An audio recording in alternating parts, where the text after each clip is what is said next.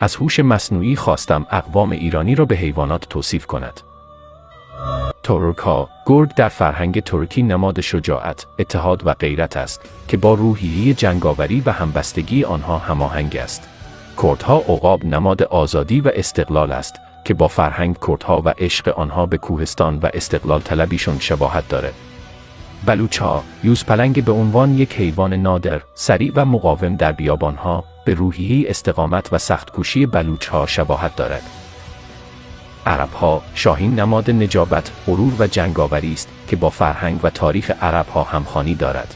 فارس‌ها، گربه، باهوش، مغرور، اهل شعر و ادبیات، اما گاهی هم راحت طلب. گیلک‌ها، روباه نماد هوش، زیرکی و تطبیق پذیری است که در فرهنگ و سبک زندگی گیلک‌ها دیده می‌شود. بختیاری، خرس، نماد قدرت و زندگی در طبیعت سخت و کوهستانی. زرتشتیان ایرانی، سیمرغ نماد دانایی و جاودانگی است که با آیین و فرهنگ آنها همخوانی دارد. لرها، اسب وحشی، پرقدرت، اصیل، بیباک.